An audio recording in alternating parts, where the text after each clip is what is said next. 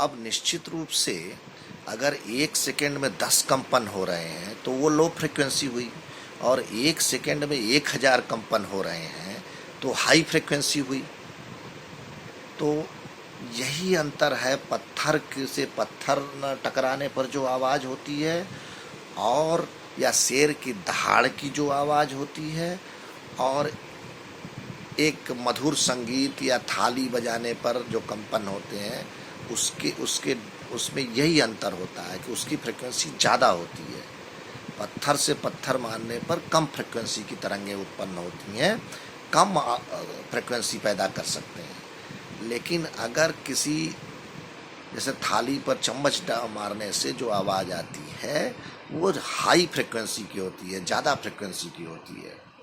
जैसे आप घुघरू की आवाज़ देख लीजिए, पायल के छन छन की आवाज़, ये हाई फ्रिक्वेंसी की आवाज़ है, जबकि ढोलक की आवाज़ लो फ्रिक्वेंसी की आवाज़ है। तो अब इसको आगे लोगों ने डिफाइन किया कि लो फ्रिक्वेंसी को हम बेस बोलेंगे, हाई फ्रिक्वेंसी को ट्रिबल बोलेंगे। तो इस तरह से इंग्लिश में मतलब उच्च आवृत्ति और जो कम आवृत्ति की आवाज़ें हैं इनको भी उन्होंने फिर नियम बांधा कि इसको ये कहेंगे, इसको वो कहेंगे। तो ये सब चीज़ें ध्वनि के अंतर्गत पढ़ाई जाती हैं। अब एक चीज़ होता है तरंग, ये चलिए ध्वनि तरंग के रूप में चलती है।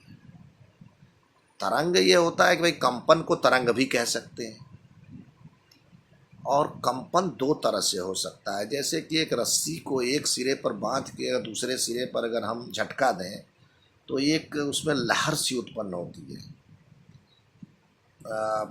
जो ऊपर नीचे होती जाती है। और आप देखे होंगे कि जैसे पानी पर एक कंकड़ मारो, स्थिर पानी में एक कंकड़ मारोगे तो भी एक लहर पैदा होती है। तो वो लहर जो है, एक वो लहर हुई, और दूसरी लहर ये हुई कि जैसे कि हम बोल रहे हैं तो हवा के कण कंपन कर रहे हैं, तो कभी वो हमारे बोल की बोली के दबाव से वो संघनित हो जाते हैं और कभी दूर दूर हो जाते हैं। तो ये मतलब इस तरह से जो इस तरह का कंपन है तो इसको कहते हैं transverse waves, longitudinal waves and transverse wave. दो वेव हो गई, दो तरह की तरंगें हो गई। तो लॉन्गिट्यूडनल वो है जो अलोंग द लेंथ चलती है, ठीक है, और ट्रांसवर्स वेव दो तरह की वे तरंगें होती हैं। यानी एक जो है जो जैसे रस्सी में जो हमने बताया कि वो या पानी में जो तरंगें पैदा होती हैं, एक तो वो हो गई, तो उसका नामकरण करना पड़ेगा, वो अलग नाम की तरंग होगी। और दूसरा जो ये कि अगर हवा का दबाव से कहीं कम दबाव हो, अधिक दबाव हो, कम दबाव हो, अधिक दबाव हो, या स्पीकर से कभी आवाज़ निकलते आपने देखा हुआ तो कभी स्पीकर बाहर जाता है, कभी अंदर आता है। कभी स्पीकर का जो अगर वो डायाफ्राम देखेंगे खोल के तो वो जब बोलता है स्पीकर तो कभी आगे जाता है, कभी पीछे जाता है, कभी आगे जाता है तो कभी पीछे जाता है। तो जो आगे पीछे चल के जो ये इस तरह की तरंगें होती है, इसका दूसरा नाम है। तो दो ही प्रकार की तरंगें होती हैं, इसको आपको पढ़ना पड़ेगा और जानना पड़ेगा। तो फिजिक्स यही है, भौतिक कोई बहुत कठिन नहीं है। V=n लेमडा एक उसका वो है, एक बहुत सरल सा सूत्र है। V इज वेलोसिटी, वेग, n is frequency, lambda is तरंग दैर्घ्य। अब तरंग दैर्घ्य ये है कि तरंगों के चलने में जो भी जो दोनों बताया मैंने उसमें एक लेंथ होती है, उसको वेवलेंथ बोलते हैं। उसके बाद उस वेवलेंथ के बाद फिर पैटर्न फिर सेम रिपीट होने लगता है।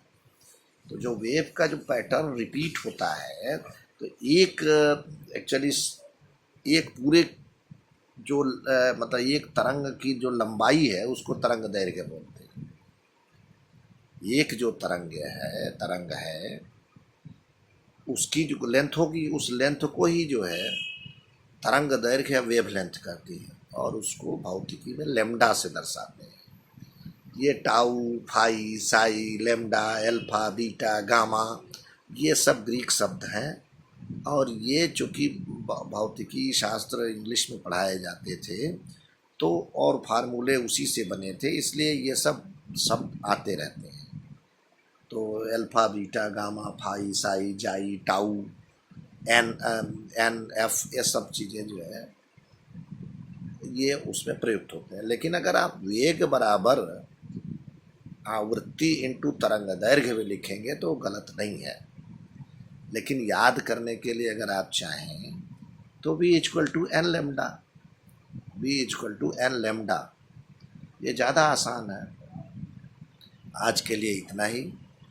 फिर भौतिकी पर, सरल भौतिकी में के लिए मैं बात करूँगा।